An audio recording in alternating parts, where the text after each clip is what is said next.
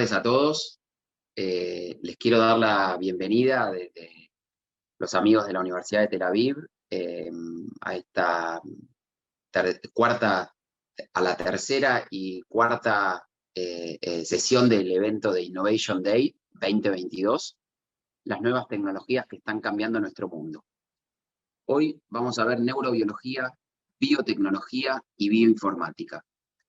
Vamos a contar con la participación del profesor Tom Schomburg, que es investigador del Departamento de Neurobiología en la Escuela de Neurociencia y el Centro Strauss de Neuroimágenes de la Universidad de Tel Aviv, y el doctor Federico Prada, decano de la Facultad de Ingeniería y Ciencias Exactas de la UADE.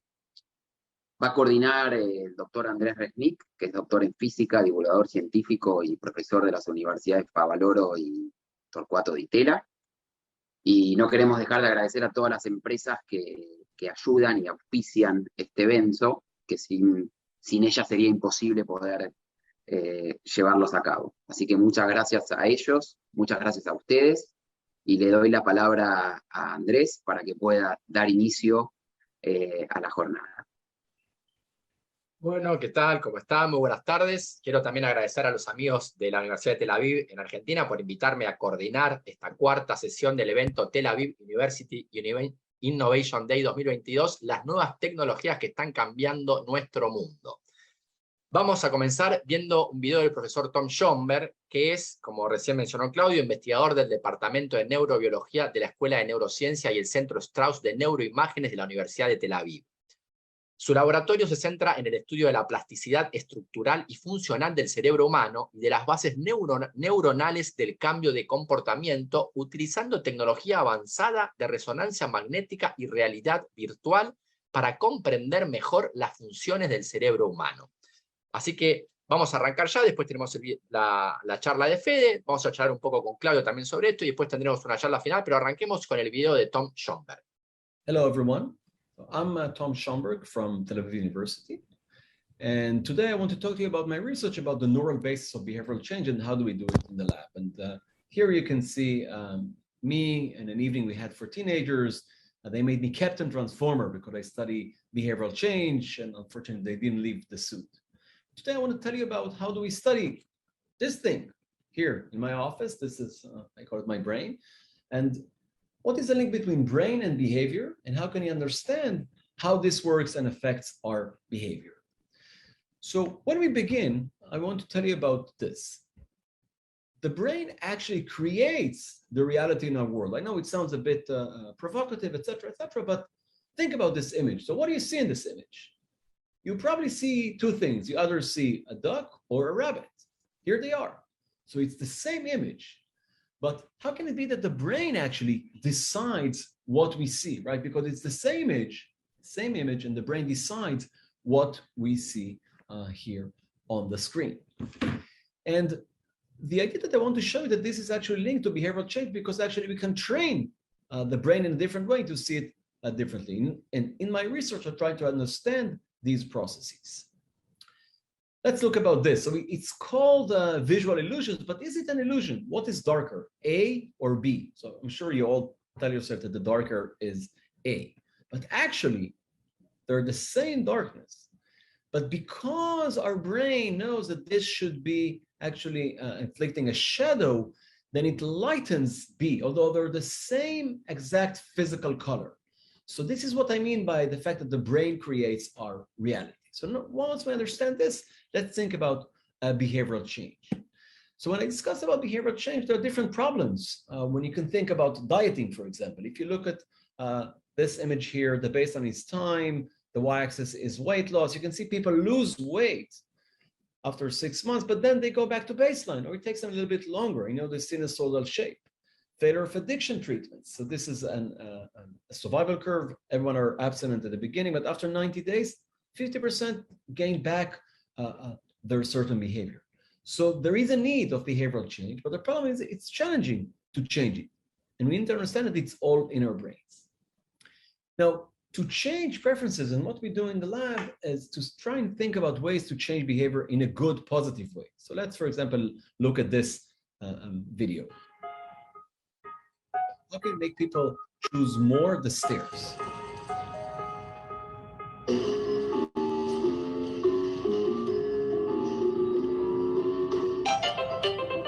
So what do you see here? 66 more people chose the stairs. And why is it? We didn't tell them to do it.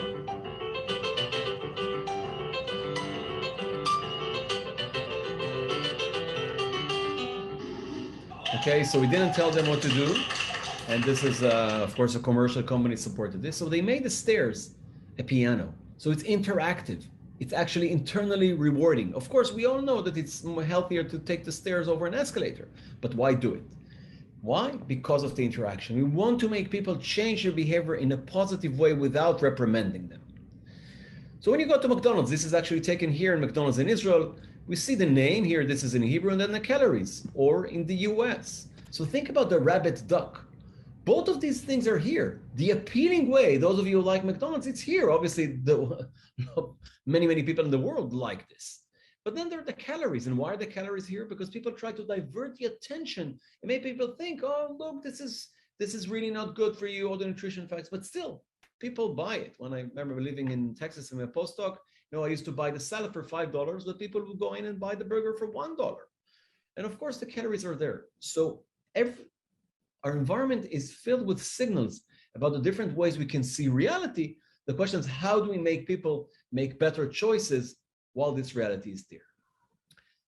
Okay, so what is the neural basis for the fact that these are like this thing that we want and the thing that tells us that we shouldn't take? So overall, a summary of research shows that there are two systems generally, it's a simplification in our brains: the red system, which is the value system, the reward system that wants to push, they want to get the fast rewards, versus the more frontal one. Okay, so this lower system here, this is the value, the reward. It's relying on dopamine, which is much more ancient. Other animals, rodents that are 80% linked to us, they have it. But then this frontal part, the frontal part is the one that only us and the monkeys have, and this is the one that suppresses the behavior from coming out fast. Daniel Kahneman wrote a book about it, Thinking Slow, Thinking Fast, or the other way around. And this is the fast system, and this is the slow system that tries to calm me down. And the idea here is that we want to change behavior, we want to instill it here in the red system. But the question, how do we do it? The way to only do it is just do it over and over and over again. And we need to use this frontal system, this cognitive control, to push it to a lower system. Now, when I come to study this in the brain, I use basic research paradigms like this one. For example, in my lab, we try and change preferences for snacks. Why? Because people come to the lab and they like this snack. So we show them individual items on the screen. And then all they need to do is when they hear a beep, okay, there is a beep, and then they press a button. Here, let's do it again. Individual items, some of them are associated with the beep, and a fast button press. Now, what we want to test to see if this manipulation affects preferences. Now, why would it affect preferences? Now, let's see how it looks like. This is a video of the experiment. You'll see only individual items on the screen and a button press here. You heard the beep and a button press. That's it. There's no external reinforcement, no willpower. Why is that? Because one second. Again, beep, button press. And why don't we have here the willpower, the external reinforcement? Because all of these have been known so far overall to fail, because everybody knows that lettuce is healthier than chips, right? But why do we still eat chips? Because it's healthier. Because it's tastier, sorry. And again, paying someone to change their preferences, you have to pay more and more. So in my lab, we're looking for manipulations, and we call it cue approach training because there's a cue and an approach to change preferences. And people sit in the lab for 40 minutes. I know you think it sounds boring, but this is actually an interesting experiment. And it's not Pavlovian if you think about it. There's nothing between their behavior and what they'll get or won't get. But now, in the next phase, okay, we present pairs without any cues. And what we found is this very low level manipulation of a cue and a button press leads to preference changes in over 40 samples in my own lab here and previously in the US. And people choose these items, and they know that one of their choices will be honored for real. This is how my lab looks like. Actually, it looked like before COVID. Now it has masks, etc. But we're going back now to having snacks in the lab. So they're choosing items. Okay, so we're training them on individual items. Okay, beep, button press. They do it for 40 minutes, and then they make a choice to express what they want. And they get one of these snacks. So we see that it actually affects preferences. Again, not Pavlovian, nothing in current learning theories explains why this happens, because there's no external reinforcement and no willpower. So for this, we turn to the brain. So I study, as I said, brain and behavior.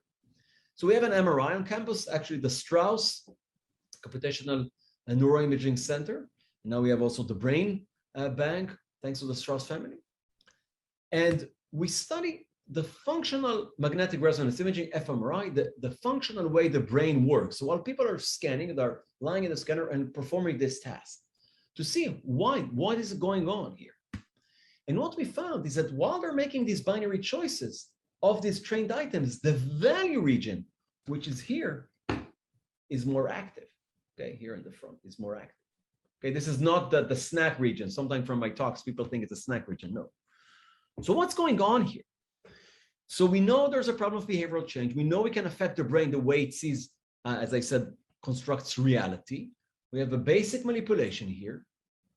The effect works behaviorally. We know the cue is not, pressing the button is not enough. Hearing it is not enough. You have to press fast. We know many, many experiments. And we turn to the brain to tell us what changes. So actually something really in the way that we encode these items changes. So many times I tell students, science is boring. Is it boring? No, I love it, but it's very slow. And we do many, many experiments. And we tried this, and a colleague in the Netherlands did it with fruit and vegetables. In my lab, we did it with fractal art images, not only snacks.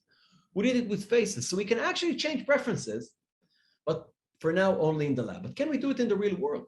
That's a big question.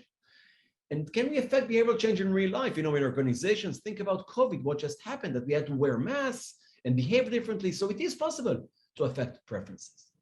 And the question, what is the mechanism? For that, as I said, we turn to the brain to understand what is the mechanism. How can we change? I call this behavioral change without external reinforcement. So there's no reinforcement, beep and button press. So I can imagine you can say that this is something that, think about something good that happened to you, and you remember like the moment someone made a call, so like, oh, I remember what happened then. So there's some sort of a stamping apparently of this cue and with these items. And by the way, it's long lasting. They come back to the lab after 6 months and it's still there. And, when I opened the lab and we called the lab, the neural base of behavioral change, my student told me, Tom, listen, you really want to bring the outside world to the lab if we can't go outside. So they persuaded me to move on to virtual reality. Okay, and now you can see this experiment in virtual reality. This is a demo. Okay, so they wear these kind of goggles. Here they are. Okay, and they see the snacks, and this is a demo of a spaceship, and they need to shoot the snacks. Okay, so this is gamified. This is gamified. You see how great it is. Now there'll be a cue, a cue and a button press. You saw. So this is a gamified version. Actually, we never ran it, but it changed the way I see science. So I always listen to my students. And just recently now, we opened a new center called Tau XR, Tau Extended Realities, because it's called for virtual reality, augmented reality, and mixed realities. And this is together with the head of the Swarovski Central Library, Dr. Naama Sheftelovich. She's an archaeologist, but she had this vision that, libraries are not only for books. And this is a new way of doing research, behavioral research, and understanding human behavior. And I'm really excited about this because it takes research outside of the research laboratory. This is a small testing room I have to the right here in my lab, like less than 4 square meters, and taking it to a more naturalistic environment. And this is how it looks like. This is an experiment with one of my colleagues from psychology, Galit Yovel. You see, she's walking. This is the arena. This has just been built. You see, she's walking. So she is in a different reality right now. What is she seeing? Why is she moving her hand this way? Okay, so it's a big arena, it's a big room. This is really, really, really phenomenally unique right now to Tel Aviv University, worldwide, not only the place, but as you see, using the knowledge. Okay, and now Galit needs to walk. So I took the photograph, so she'll be gone from the image. You'll see her very soon. Okay, sorry about that. Here she is. She's walking. Where is she? She's continuing to walk. And let's see. What is she doing? Okay, she's going to the pole. Why? What's going here? So this is used to be one of our developers. What is she doing? What is she doing? Okay, she's standing here. She's okay. Oh, she's what's going on here? Okay, so this is what's going on. This is it. Okay, this is it. Okay, so this is what she saw. She activates. So now this is the reality she sees. She activated these, what we call buttons. Now she's inside the arena. This is scanned inside the goggles that she's seeing.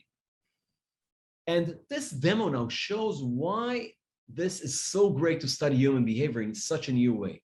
Okay, so now, wait, she'll go to the first experience. She'll go to the maze. Okay, so what's going on here?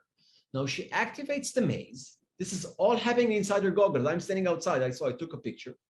And now suddenly, oh, there's a maze. And this is a demo of an experiment we're running, actually a student from my lab, a PhD student, to study spatial navigation. How do we navigate in the world? But now we can actually walk in the world.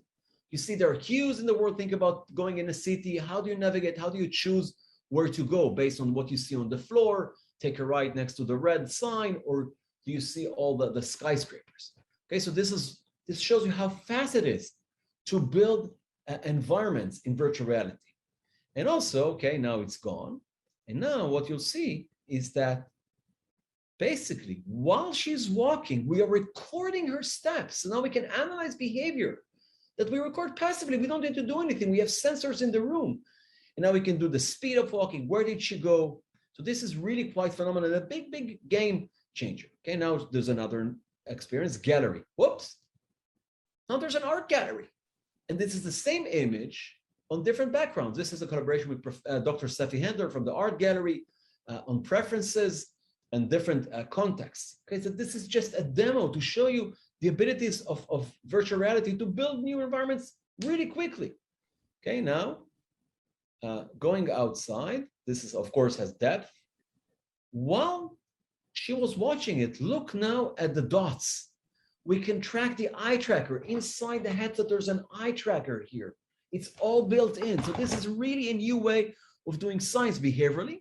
And of course, then we can take it to the scanner, but we have a naturalistic environment, which is so much more information in it. And now let's finish the enigma. Why was she hugging the pole? What was going here? Okay, so this is the last experience of a hug. So now you see there are two buttons on the two sides of the pole. Okay, so remember her hugging the this pole. Okay, there's one button on one end. Let's see, there's another button, so she needs to understand what's going on.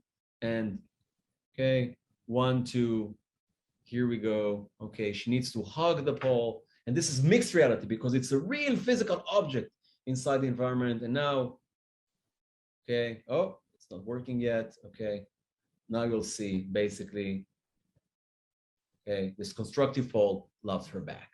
So this is a new way of doing research.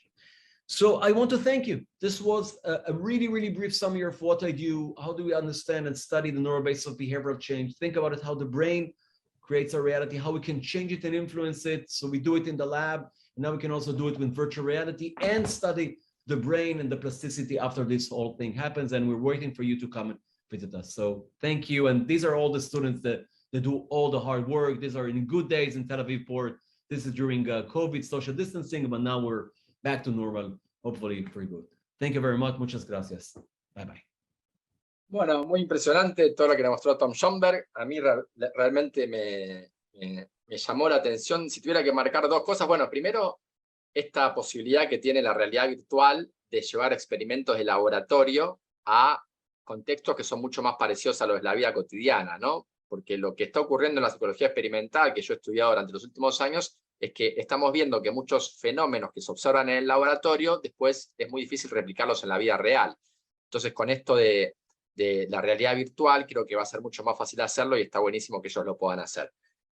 Lo otro, y es impresionante que tienen un Oculus, un anteojo de realidad virtual con un eye tracker, es decir, que pueden también ver no solo por dónde está caminando la persona, sino también hacia dónde está mirando, cosa que muchas veces es muy importante en psicología, ¿no? Y lo otro que me llama la atención, no sé, Claudio, vos, ¿qué te llamó más la atención o qué preguntas te surgieron al respecto? Ahora se viene la charla de Federico, no se la pierdan porque está buenísimo con cosas interesantísimas que hace él acá en la Argentina.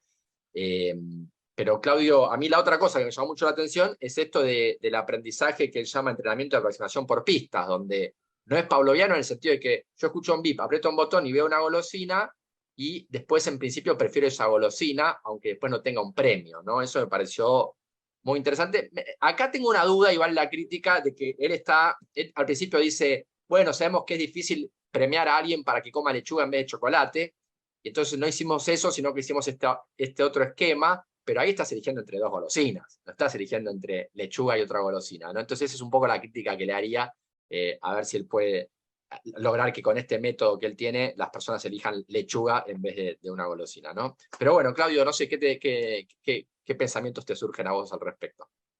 No, por un lado me parece que es la evolución un poco, en la previa charlábamos, ¿qué es la neurociencia? ¿No? Es decir, es el estudio del sistema nervioso y es todas las ramas que nos permiten poder entender mejor cómo funciona el cerebro.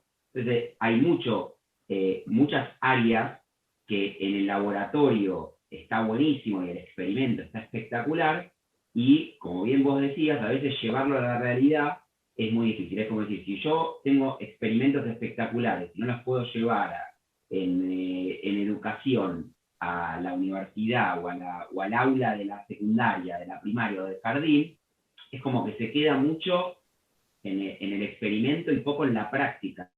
Es decir, ¿qué influencia tiene en nosotros? Entonces, porque muchos de los experimentos mostraba cosas y mostraba áreas del cerebro, mostraba situaciones de cómo se modifican activaciones en diferentes regiones del cerebro, y la pregunta es, eso a mí, persona, ¿de qué me sirve entender esto? ¿No? Es decir, y se activó el área frontal, el circuito de recompensa, pero también mostraba, digamos, aspectos bastante innovadores de cómo llevar a cabo. Es decir, si yo hago realidad virtual, como mostraban en los últimos videos, tan espectaculares que puedan recrear una ciudad o una visita guiada de un museo, la aplicación está a la vuelta de la esquina. Entonces es como decir, bueno, sí, tenés neuronavegación, tenés neurotecnología, tenés neuronavegación en cirugía, es decir, tenés cosas que se apliquen en la práctica y en la cotidiana o que nos puedan llegar a servir. Entonces en esto me pareció que estaba bueno y que se mostraban cosas de cómo funciona el cerebro, mostraban muchas cosas que tienen que ver con sesgos, es decir, cómo nosotros a veces tomamos decisiones sin saber o estamos condicionadas por cuestiones del entorno que ni nos damos cuenta. Es decir, en cómo decidimos, en qué decisiones tomamos y cómo el entorno influye, muchas veces tomando estos atajos o pistas o sesgos cognitivos que nos hacen hacer cosas sin saber que las hacemos. Estos son como algunos de los puntos que a lo mejor todos los experimentos y toda esta evolución en cuanto a aspectos espectaculares permiten a lo mejor reflexionar en estos minutos y a lo mejor nos ayudan en algunos aspectos de la vida cotidiana o entender mejor cómo el cerebro funciona, que es a lo mejor lo que la neurociencia nos ha permitido esclarecer en los últimos 20 años, tiene que ver con esto, con entender mejor cómo funciona este director de orquesta que llevamos acá y cómo tomamos las decisiones que tomamos cotidianamente y cómo muchas veces no pensamos las decisiones que tomamos en muchas cosas que hacemos en el día a día de nosotros. Claudio, me avisan acá por la cucaracha para lo que sigue, que no se te escucha del todo bien el audio, no sé si te puedes acercar un poco al micrófono, me acaban de avisar. Pero bueno, sí, coincido plenamente con lo que decís, el puente entre el comportamiento y el cerebro me parece fascinante. Vamos a seguir charlando un poco más, pero vayamos directamente ahora a la segunda charla del día de hoy, con el doctor Federico Prada, así después lo sumamos a la conversación que tengamos hacia el final de este evento, que la idea es que dure 1 hora más o menos. Federico ya está entre nosotros, él es decano de la Facultad de Ingeniería y Ciencias Exactas de la UADE, Universidad Argentina de la Empresa, y director de la licenciatura en Biotecnología y Bioinformática de la misma universidad. También es profesor de la Universidad de Itela en el programa de Educación Ejecutiva, Biotecnología, Innovación y Negocios. Federico, muchas gracias por acompañarnos. ¿Cómo estás? Te escuchamos. Andrés, muchas gracias. Bueno, un verdadero placer estar en este espacio de comunicación. Simplemente, digamos, en el momento que me invitaron, puse una premisa por delante de todo esto, que es divertirnos, pasar un rato pensando. Y se me ocurrió llevar adelante una pequeña charlita en donde tratara de poner la situación del viaje, de un supuesto viaje a Marte, un viaje a las estrellas o una salida de este sistema solar por parte de la humanidad, y en ese caso, qué tipo de elementos tendríamos que llevar en nuestra mochila, en nuestro equipaje. Así que les propongo hacer un poco ese viaje juntos, ¿no? Con esta idea de buscar o tratar de bucear en estas nuevas tecnologías que de alguna forma nos rodean y que son una realidad, lejos de ser una ficción, son el presente. Este señor que vemos acá, Carl Sagan, es responsable de que muchos de los científicos o las personas apasionadas de las ciencias y las biociencias o las ciencias en general hayan estudiado alguna carrera científica, tecnológica, o simplemente se apasionen con conocer alguno de los descubrimientos que hoy en día pasan por nuestros costados o nos pegan de lleno, generando cambios muy importantes en nuestras vidas, como los hacen los rayos cósmicos. Este señor Carl Sagan fue el responsable de haber llevado adelante el proyecto que de alguna forma nos permitió mirar no solamente a la Tierra desde afuera, sino al sistema solar desde afuera. Y todo esto ocurre dentro de este planeta. Este planeta somos nosotros, este planeta es hoy, es el ayer, es la historia, todas las personas que escuchamos y que vimos en algún momento, leímos en algún libro, nos contaron o vimos en algún video, existieron, pasaron por este planeta y creemos que esto no va a ser así por siempre. Es decir, en algún momento personas pertenecientes a esta especie, Homo sapiens, van a pisar y van a vivir en otros planetas o posiblemente en otros sistemas solares en algún momento. Y lo interesante fue que de manos de Carl Sagan, esa expedición que veíamos, esa nave, esa sonda que veíamos atrás de su foto, era la sonda Viajero, que en 1990 tomó esta foto entre los anillos de Saturno, ese puntito que se ve ahí, ese punto azul pálido, como dice él en su libro, es cómo se ve la Tierra a esa distancia, ¿no? Y a partir de ese momento la sonda salió del sistema solar y ahí empezamos a vivir una nueva etapa en nuestras vidas. La humanidad empezó a vivir una nueva etapa diciendo, bueno, pues bien, podemos comenzar a pensar en viajes no solamente interplanetarios, sino fuera de nuestro sistema solar. La tecnología avanza y eso es lo fascinante. Lo que vemos a la derecha es una foto muy similar tomada con la sonda Cassini y con qué claridad, con qué nitidez y con qué adelantos científicos y tecnológicos, digamos, en pocos años, en 20, 30 años de diferencia, uno puede comenzar a ver diferencias terriblemente grandes, ¿no? Abismales y astronómicas, diría en este caso, porque vale el término. A partir de todo eso uno empieza a pensar que la humanidad va a pegar un salto, y ese primer salto, tal vez para intentar habitar, puede ser a Marte, como vemos acá en esta diapositiva, en este slide, o podemos pensar en salir del sistema solar. Salir de la galaxia parece un poco remoto a la fecha, pero ir a Marte definitivamente no lo es. Y cuando uno empieza a mirar las noticias, algunas noticias están un poco de modé acá que puse, pero en definitiva llevan a lo que yo quiero charlar o quiero exponerles en este momento. Hay ciertas cosas que tenemos que resolver antes de empezar a pensar en viajes tan largos, ¿no? Por ejemplo, ¿cómo prevenir o curar enfermedades que nos podrían llegar a ocurrir en un viaje muy largo? ¿Cuáles serían esos espacios que nosotros podríamos llegar a ocupar y qué cosas tenemos o nos faltan en el lugar que queremos llegar? Por ejemplo, tuvimos excelentes noticias de expediciones de hace muy poquitito tiempo en donde podemos confirmar la presencia de agua, gases, pero no es suficiente la cantidad de oxígeno que hay, por ejemplo. Entonces uno dice, bueno, esto es interesante, pero algo deberíamos modificar para llegar y estar como queremos, o por lo menos de una manera no asfixiante. Y bueno, por último, todo lo que corresponde a la tecnología aeroespacial para poder meternos en algo y poder transportarnos, ¿no? Pues en cada uno de estos pasos siempre hay algo de biotecnología que nos puede ayudar. Y la biotecnología se define como una tecnología que utiliza organismos o parte de ellos para producir algún bien, algún servicio, alguna solución a distintas áreas de la humanidad, como puede ser la salud, el bienestar, la alimentación, bueno, o soluciones que nos llevan al mejoramiento en la producción industrial, ¿no? Que eso es fundamental para distintas áreas de la vida misma, básicamente. Así que estos tres temas, estas tres preguntas son las que de alguna forma yo voy a tratar de contestarles rápido, en unas pocas diapositivas. ¿Tenemos lugar para llevar todo lo que queremos llevar? ¿La información nos ocupa lugar?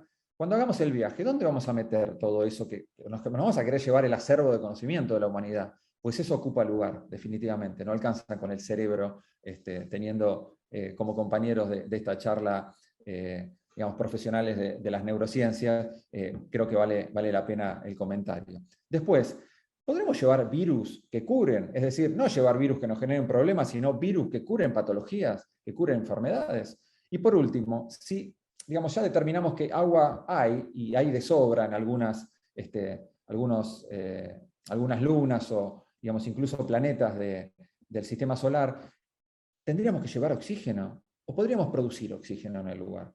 ¿Y de qué manera hacerlo? Bueno, tratemos de meternos un poco en estos tres mundos, que son el mundo de la biología sintética, el mundo de la ingeniería metabólica y el mundo de la terapia génica, todos pertenecientes al mundo del ADN, la tecnología de ADN recombinante y la biotecnología, por ende. Esto que vemos acá es una orquesta, no hace falta que se los diga. Cada instrumento tiene su función en la orquesta, y en definitiva, detrás de todo esto hay información. Y si esto lo comparamos con la célula y con la vida, nosotros podemos decir que la célula tiene información, y con la información se hacen las cosas, o la célula hace las cosas que la selección y la evolución y la selección natural le permitió a lo largo de eones, o por lo menos cientos de millones de años, o miles de millones de años, digamos, producir, generar, ¿no? Y si pensamos esto como una célula, cada una de las partituras es un pedacito de información, y entre todas esas partituras hace al genoma, al acervo completo de información genética, y podemos empezar a soñar, ¿no? Que uno puede modificar una partitura para hacer que la música suene distinto, o puede sacar algo que no sirve, que hace muy largo y repetitivo, o puede incorporar casi de manera artística algunas líneas del pentagrama para hacer que esto se escuche de una manera distinta. Mejor, no lo sé, pero distinta en principio sí. Y este parejín de información y función, ¿no? Yo con mis alumnos en UADE, en biotecnología, en bioinformática, siempre les menciono que la información y la función, definitivamente un solo corazón, o sea, van de la mano, ocurre dentro de la célula. Esto pasa dentro de la célula, y esta no digo dicotomía, pero estas dos caras de la moneda que hacen a la función y a la fisiología celular, si uno las comprende, puede empezar a manejarlas de una manera más que interesante. Y no digo manipularlas indiscriminadamente, sino buscar lo que uno necesita y lo que uno desea para generar un bien, un servicio, una mejora en la calidad de vida de la gente. Entonces, la información está en manos del ADN, y la función está en manos de estas moléculas tan interesantes llamadas proteínas, ¿no? Y esto que vemos acá es un pedacito de la secuencia de la información que hace que nosotros podamos producir insulina, por ejemplo, ¿no? En nuestro organismo. En una parte del páncreas, en los islotes beta del páncreas, nosotros podemos producir insulina porque hay una receta dentro de nuestro genoma que hace que esa proteína se pueda producir, ¿no? Y esto es fascinante, que tengamos para esto para una proteína, esto otro para otra proteína, y así tratar de llegar a todas las cosas que necesitamos para ser como somos. Canoso, narigón, sí, que necesita anteojos, alto tal vez, o que tenga una voz de pito, o lo que sea. O que se enferme, digamos, muy asiduamente, ¿no? O que sea inmune, tal vez a alguna patología. Dentro de estas letras hay palabras ocultas, y esas palabras hacen que uno pueda transformar la información en función. Entonces, esa palabrita que pusimos ahí, ese ATG, significa, en el lenguaje biológico, metionina, es un aminoácido. Los aminoácidos los conocemos porque cuando comemos un yogur siempre hay una una liñita que hace mención a los aminoácidos que contiene ese alimento, ¿no? Y también lo podemos conocer, obviamente si hay profesionales de las biociencias escuchando en este momento, compartiendo este espacio, los conocerán sin ningún inconveniente. Es una partecita de la proteína. Entonces, el ADN se puede transformar dentro de la célula, ¿sí?, en proteína, ¿sí?, a través de un proceso de transformación de información en función. Pero lo interesante es que nosotros podemos pensar mediante qué tipo de herramientas se produce esta transformación. Y la herramienta es el código genético. El código genético permite pasar de información de ADN en información proteica. Si nosotros nos ponemos a pensar qué cosa necesitamos para llevar información en este viaje, hoy imaginario, pero de manera pronta, nada imaginario y muy realista, decimos, no podemos llevar toda la información que queremos en formato de texto, ni siquiera en un pendrive, ni siquiera en un disco rígido, porque es demasiado, es mucho. Entonces, ¿podrá el ADN llevar información que no tenga que ver con cuestiones biológicas, con proteínas, con insulina o con las cosas que necesitamos para vivir? Pues alumnos de la carrera de biotecnología y bioinformática de UADE hace unos años, hace 10 años exactamente fue, o hace 10 años y unos meses, creó un software, en principio, un programita, un algoritmo, que transforma la información genética en información musical, o viceversa, la música en ADN. El programita el software se llama Banda, ¿sí?, y permite hacer esta conversión. Por ahora es como hacer un Excel simplemente. Una nota, un conjunto de notas corresponde a una fracción de ADN o viceversa. Lo interesante es que con este programa uno puede comenzar a escuchar de qué manera suena el genoma del HIV o cómo suena la insulina que decíamos recién. Pero mejor aún es al revés, es poner la partitura de alguna canción y ver qué tipo de ADN o qué tipo de secuencia aparece. Y esto es el himno nacional argentino en formato de ADN. Entonces uno dice, pucha, esto es súper interesante porque uno podría meter adentro de una bacteria la información que quisiera. Un soneto de Shakespeare, podría poner, no sé, un pedazo del Martín Fierro, o podría poner una foto de su familia, o todas las fotos que están en Internet. Y eso podría ocurrir de una manera terriblemente simple y sencilla, ¿sí?, con un inconveniente, un warning al medio, que es que hoy es bastante caro hacerlo, pero se podría hacer. Y ocupando un espacio que es terriblemente pequeño. Eso nos permitiría, ¿sí?, bueno, en el caso de la biblioteca de UADE tiene unos 65.000 ejemplares, libros, y todos esos libros, si fueran texto, podrían entrar en la friolera, en la cantidad minúscula de un granito de ADN de 0,01 gramos. ¿Sí? Toda esa biblioteca de 65.000, bueno, ahí tenía digamos, está el número antes de la actualización que pedí hoy justo para la charla, 55.000 libros, es toda la biblioteca, son 3 pisos de biblioteca en 0,01 gramos. ¿Qué les estoy diciendo? Que es un granito de arena, ¿sí? Entonces, esto es fascinante porque nos puede permitir hacer ese viaje llevando la información adentro de las bacterias, de unas bacterias o adentro de un tubito que tenga ADN. Así que el primer problema, que es llevar la información genética a un planeta, a Marte, o sacarla del sistema solar, pero que sea todo el acervo de información genética del planeta, está solucionado. Así que se puede llevar información a través de almacenamiento de información no biológica en ADN. Esto es mucho más cortito. Cuando empezamos con la pandemia nos preguntábamos cuál era el secreto de la biotecnología para poder solucionar el tema de las vacunas, ¿no? Y en segundo lugar, ¿puede nuestro cuerpo producir la vacuna? Es decir, no solo que haya una empresa biotecnológica detrás que haga lo que nosotros creemos que es la vacuna, sino que nuestro cuerpo sea el productor de las moléculas que nos hacen de alguna forma despabilar, despertar, entrenar al sistema inmunológico para que éste funcione. Y la respuesta es que sí, ahora lo vamos a ver y ya lo conocemos, ¿no? Esto que vemos a la derecha es lo que se conoce como el dogma central de la biología molecular, en donde el ADN pasa a ARN, el ARN pasa a proteína, y la proteína es la que genera este entrenamiento de los linfocitos T y B, que son algunas de las células que se encargan de la inmunidad adaptativa dentro del organismo. Entonces, esto existe, pasa, ocurre, ¿está bien? Pero nosotros, ¿cómo lo podemos generar adentro de nuestro cuerpo? Poniendo la molécula de ARN, que son algunas de las vacunas que seguramente muchos de ustedes utilizaron, como puede ser la de Pfizer o la de Moderna, o bien utilizando un virus que modifique nuestras células, ¿sí?, o que, mejor dicho, le dé la receta para que nuestras células fabriquen la proteína que se necesita para entrenar. Y esto ya somos expertos. Todos por lo menos lo vivimos en nuestro cuerpo 1, 2, 3, 4 veces, o tal vez alguno más, Y esto significa que podemos llevar virus o partículas virales que no solamente nos permitan protegernos de enfermedades, sino también posibles modificadores de la información genética, tal que aquellos que tengan una predisposición especial a adquirir una patología puedan eventualmente modificarla, generar una edición en nuestro genoma tal que esa predisposición desaparezca o caiga abruptamente. Así que la pregunta de si podemos utilizar al ADN y la tecnología de ADN recombinante para llevar en nuestro viaje imaginario, hoy viaje imaginario, una herramienta para la cura de enfermedades o la generación de inmunidad adaptativa, la respuesta es definitivamente. ¿Sí? Y no solo eso, sino que modificando la información genética existe la posibilidad de curar ciertas patologías, no solamente prevenirlas, como es el caso de la vacuna. Y por último, pensando en la ingeniería metabólica, es este tercer concepto que les transmito de una manera, digamos, muy plana, llana y a modo de divulgación. Hay algo fascinante que ocurre en las células que les mostré al principio, en donde la información daba la función.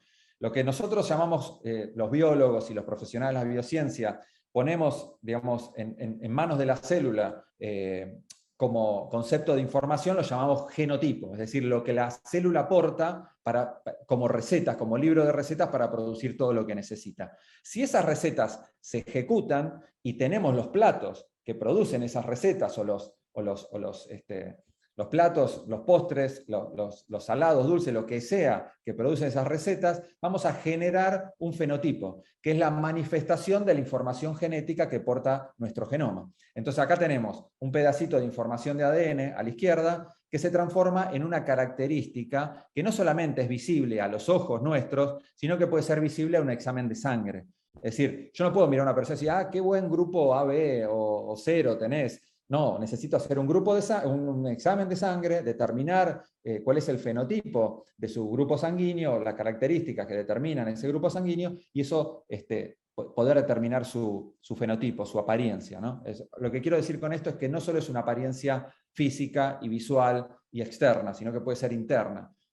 Puede ser, no sé, una digestión lenta. Entonces, nada, uno tiene que indagar para lograr eso. Entonces, cuando hay un problema en esta información, cuando hay un problema en el plano, cuando hay un problema en la partitura, lo que puede ocurrir es que la casa se caiga o que la orquesta suene mal, definitivamente, ¿no? Entonces, fíjense cómo el genotipo se asocia al fenotipo.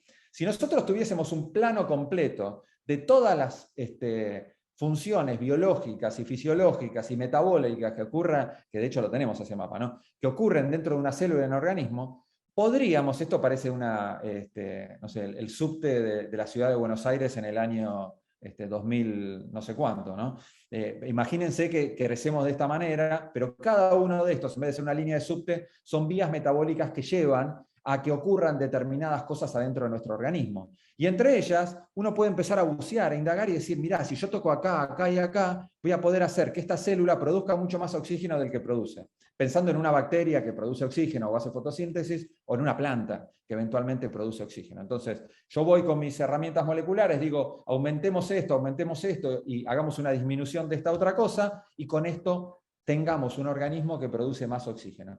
Y esto no es un sueño, no es una cosa ficticia ni es ciencia ficción. Esto es una realidad. El metabolismo se puede regular en un organismo. Y si lo regulamos correctamente, comenzamos a tener en el ambiente que nos rodea aliados para poder generar, entre otras cosas, el asentamiento de la humanidad en otro planeta.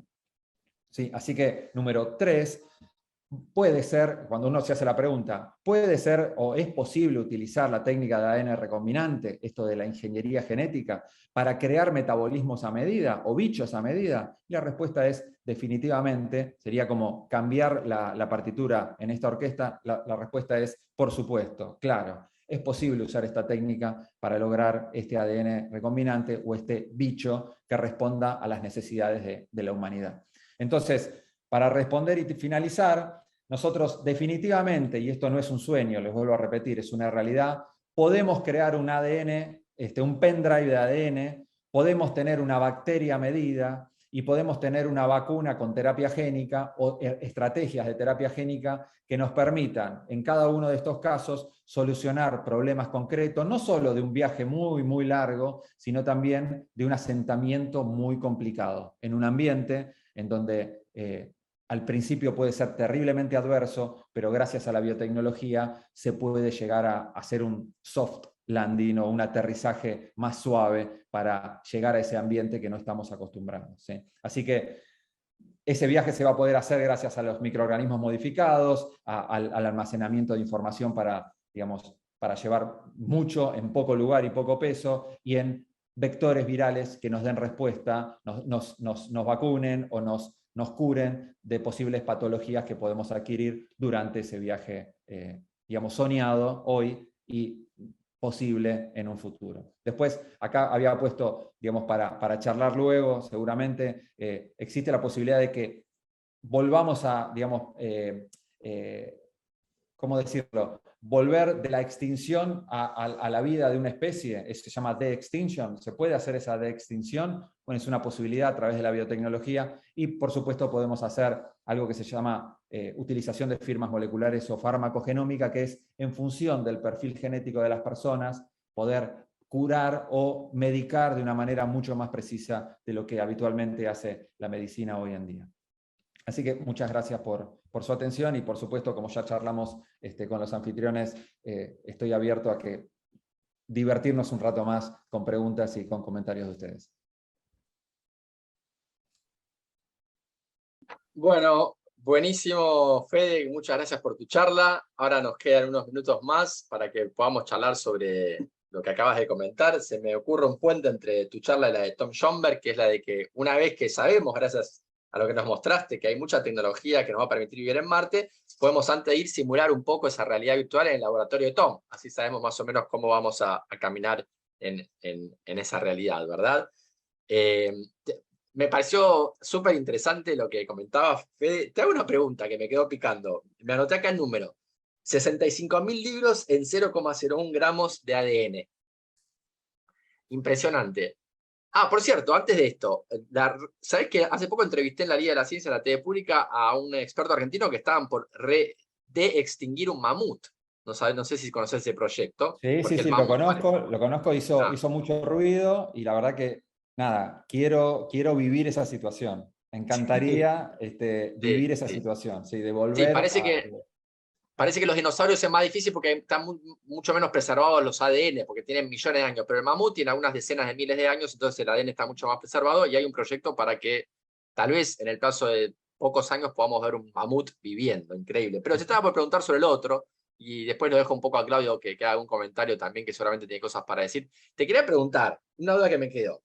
65.000 libros en 0,01 gramos de ADN. ¿Eso es una eficiencia mayor que la de los discos rígidos actuales de estado sólido, o no? Sí, definitivamente.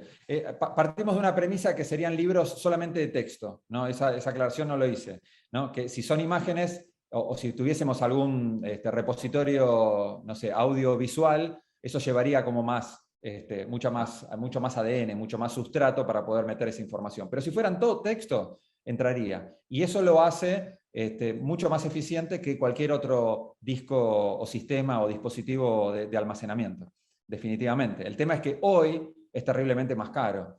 Entonces, no tiene sentido almacenar ADN, por más que se pueda recuperar perfectamente y uno pueda escuchar o pueda leer lo que está almacenado en algún idioma que decida, es muy caro, es muy costo efectivo nulo, digamos, negativo. No, pero es impresionante. Ese número es impresionante. Yo no sabía que se podía almacenar información más efectivamente que era un disco rígido de estado sólido, que son los que tienen nuestras computadoras hoy en día, que ya son increíblemente eficientes. Cuando uno compara con lo que de hace 10, 15 o 20 años, bueno, está la famosa ley de Moore también, ¿no? Entonces, eso nos parece increíble hoy en día, que uno pueda almacenar tanta información en un pendrive tan chiquitito, y vos me decís ahora que inclusive eso es poco si lo comparamos con la capacidad de almacenamiento del ADN. No lo sabía y me parece realmente impresionante. Bueno, perdón, Claudio, ¿algún comentario que te surja? Gracias. Perdón, antes que parecía que no se escuchaba bien. Tenía ahí, se ve que... Ahora se te escucha perfecto. Sí, tenía la imagen más grande para ver el video distinto.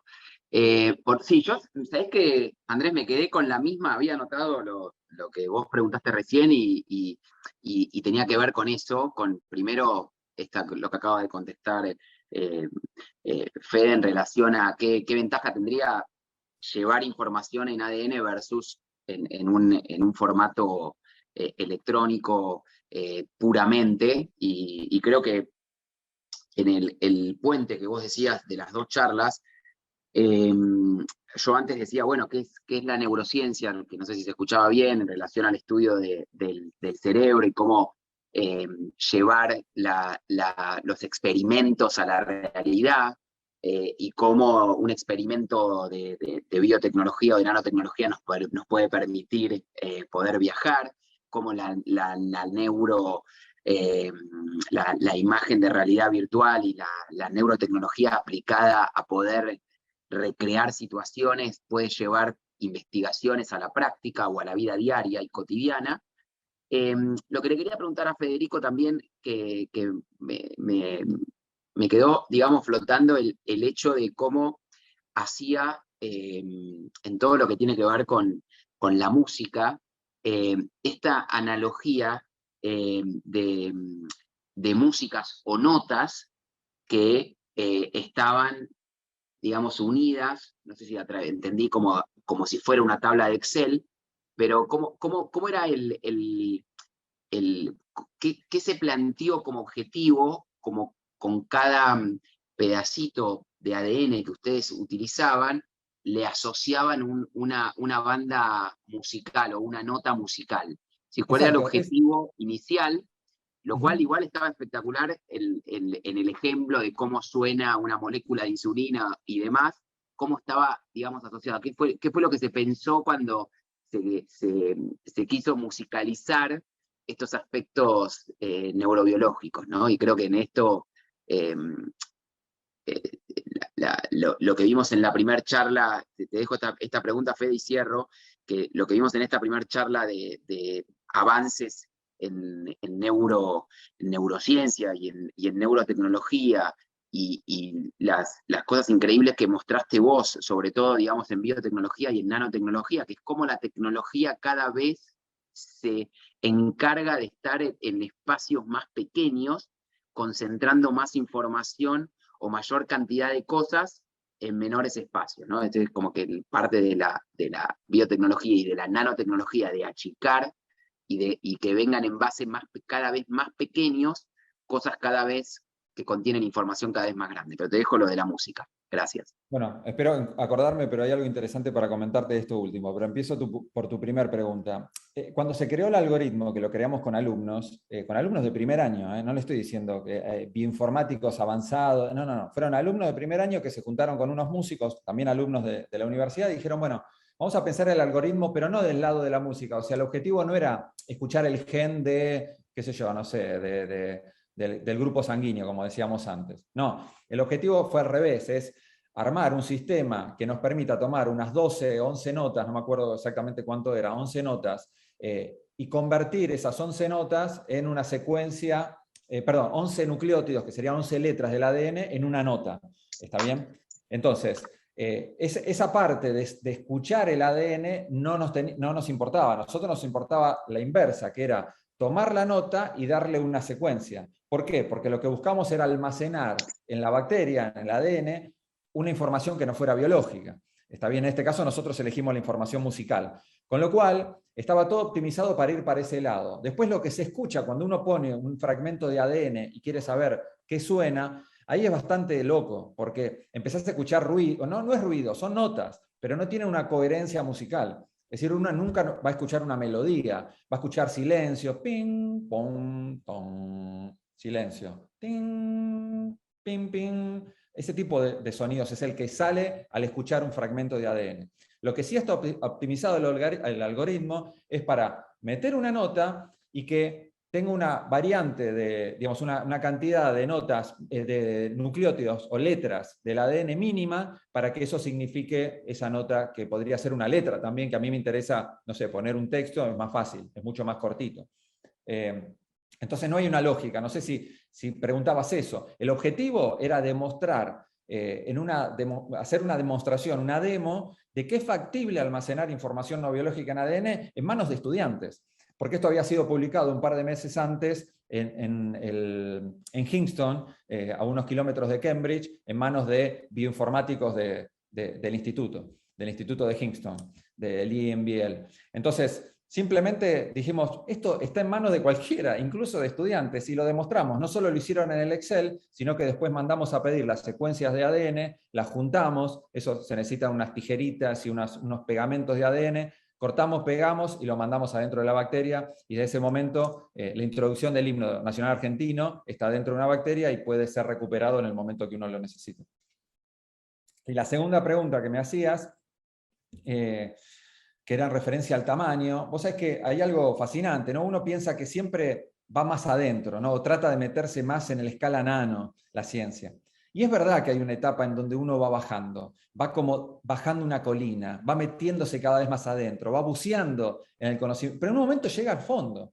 Y cuando llega al fondo, ¿sí? En el caso de la historia de la biología molecular, que eso fue en 1953, cuando se descubre la estructura del ADN, la forma de hélice, uno empieza a subir la segunda colina. Y esa segunda colina es tratar de entender todo lo que veía antes, pero con el conocimiento más profundo. Y esa es una etapa integrativa. Y entonces no siempre es meterse adentro, sino que en un momento hay que frenar y empezar a caminar para atrás, y con el conocimiento adquirido empezar a ver el sistema completamente. Entonces yo creo que ahora estamos un poco en esa segunda etapa también, ¿no? A pesar de que hay cada vez más esfuerzos y dinero y digamos, recursos involucrados en conocer lo más profundo de la biología molecular y la ingeniería genética y la biotecnología, pues no nos olvidemos que siempre hay que frenar, empezar a caminar, mirando el fondo, el valle, pero con el conocimiento que se adquirió en la primera bajada. Y ese es el desafío, ¿no? Es entender el todo digamos, con el detalle de alguna de sus partes. Te felicito por el trabajo, con la claridad y al llano que llevas, que transmitís conceptos tan difíciles en fácil, y por todas tus investigaciones. Bueno, muchas gracias. La verdad que está buenísimo. La verdad que tendríamos que ir cerrando, pero me quedé con muchas ganas de una última pregunta, Fede, porque no lo resisto. Y realmente me pareció recontra interesante. Y es lo siguiente, porque creo que lo que dijiste es interesante, pero además realmente es práctico. Son cosas que podrían ocurrir realmente. Más allá, hoy dijiste, bueno, es muy caro hoy en día hacerlo del ADN. Pero bueno, hoy en día es caro. Capaz que a futuro se logra, y además si hablamos de colonizar el sistema solar, estamos hablando de un futuro de algunas décadas. Te hago una última pregunta y después podemos ir cerrando, si Claudio quiere comentar algo más, pero porque yo sé, porque una vez tuve que hacer un informe también, que a principio del año pasado, cuando la NASA colocó en Marte el mayor rover, el mayor vehículo espacial que jamás haya colocado, inclusive con un mini helicóptero, había varios experimentos ahí. Uno de ellos era de electrólisis del agua, eso es, para producir oxígeno, ¿no? El agua es H2O, como todos sabemos. Si uno pasa una corriente por el agua, se puede producir lo que llaman electrólisis, y uno separa el oxígeno del hidrógeno y produce oxígeno. Entonces, uno de los objetivos de la NASA en esa misión era ver si era posible producir oxígeno en Marte, justamente por el problema que planteaba Federico, que en muchos lugares donde querramos ir no va a haber oxígeno. Entonces, quería preguntarte, vos decías que hay otra forma de producir oxígeno en otros lugares, que llevando bacterias que produzcan oxígeno. Entonces quería simplemente preguntarte, viendo que la NASA ya había empezado a investigar esto de la electrólisis del agua, si podías comentar un poco sobre las ventajas y desventajas de llevar las bacterias en vez de producir oxígeno a través de la electrólisis del agua en otros lugares. Está buenísima la pregunta, y de hecho me fascinó cuando empecé a escuchar las noticias de cómo se iba a probar eso, ¿no? Y definitivamente con electricidad, con energía en otro formato, uno puede llevar adelante ese proceso que mencionaste. Las bacterias funcionan muy bien, y de hecho el planeta Tierra se llenó de oxígeno, la atmósfera del planeta Tierra se llenó de oxígeno gracias a las cianobacterias, ¿no? Bacterias capaces de hacer fotosíntesis. La fotosíntesis es el proceso mediante el cual los organismos pueden producir su propio alimento, si no necesitan los organismos, las plantas, que es lo que más conocemos, ¿no? Utilizando energía solar. ¿Okay? Y lo interesante de esto es que durante el día, en el momento que recibe la luz solar, uno de los productos, además de producir alimento para las plantas o las bacterias, que es la glucosa, liberan oxígeno estos organismos. Entonces es como si fuera un producto no deseado, ¿no? Va liberando oxígeno, y eso es terriblemente eficiente. Pero si a su vez utilizamos bacterias que están tuneadas para funcionar más rápido en este sentido, pues entonces no tendremos problema en llenar de oxígeno el planeta que señalemos. El problema es que las bacterias comen también. Entonces, por ahora es mejor probar con estos métodos donde se utiliza electricidad para romper el agua y liberar el oxígeno, más que utilizar bacterias. Definitivamente es como una limitación que tenemos hoy en día que hay que solucionar de alguna forma, ¿no? Hay que llevar materia orgánica, hay que poder de alguna forma alimentar a las bacterias, es darle el sustrato, no necesariamente darle azúcar, darle glucosa. Pero yo empezaría con algún método de estos más bien químicos, físicos, y después iría a un método biológico, ¿no? Porque uno tiene que generar una cantidad mínima necesaria para que el sistema comience a funcionar o que ya no haya componentes limitantes en el sistema, justamente. Pero bueno, empezaría de esa manera, como vos mencionaste, y seguiría con algo biológico. Pero, a ver, con mi cabeza de biólogo del planeta Tierra, no soy un exobiólogo, un biólogo que estudia, digamos, exoplanetas o biología en otros espacios que no sean la Tierra. No, definitivamente no lo soy. Pero bueno, imagino que por ese lado podría andar muy bien. Clarísimo, Federico, como dijo Claudio, la verdad que muy clara todas las explicaciones. Bueno, tenemos que ir cerrando, si no Raúl me va a retar, porque me dijo que todo esto tenía que durar 1 hora, llevamos 1 hora 7 minutos. Dejo, Claudio, unas últimas palabras y Fede unas últimas palabras y después ya cerramos. ¿Te parece? ¿Te parece, Claudio? Dale, gracias, Andy. No, creo que hoy atravesamos dos charlas, como decía, que tienen que ver con el presente y con el futuro, y cosas que parecían que estar tan lejanas, están mucho más al alcance de las manos, y desde mi área más neuro y desde las neurociencias, creo que el objetivo siempre es poder plasmar en la vida real y cotidiana, y cómo llevar la neurociencia a las aulas y cómo llevar a la vida de cada una de las personas, entender cómo funciona el cerebro, poder recrearlo, poder entender qué áreas se activan y demás, nos tienen que servir para poder ayudarnos a, a que nuestro cerebro funcione mejor y esté más saludable. Y la charla que en algún punto hasta me dejó, digamos, sorprendido en cuán avanzado estamos y cuán poco a lo mejor estaba al tanto al respecto, que me pareció fantástica toda la explicación, como dije antes, de la nanotecnología, de la biotecnología y de cómo llevar información no viva en un ser vivo. Me pareció algo que no conocía, que me parece fantástico, y que creo que como todo en tecnología, a medida que se vaya avanzando, siempre van a ir bajando los costos y se va a hacer mucho más rutinario de lo que hoy es como una innovación en este Innovation Day, que creo que viene justo y como anillo al dedo. Así que los saludo a todos, les agradezco, y gracias Raúl, gracias a vos Andrés, y gracias Federico por las charlas. Un placer de mi parte. Bueno, muchas gracias a todos y a todas los que asistieron. Espero que les haya resultado agradable e interesante, y nos despedimos ahora mismo a las 19:09, nos pasaron 9 minutitos. Muchas gracias a todos. Hasta la próxima, y gracias a los coordinadores del evento por convocarme como coordinador del Tel Aviv University Innovation Day 2022, las nuevas tecnologías que están cambiando nuestro mundo. Chao.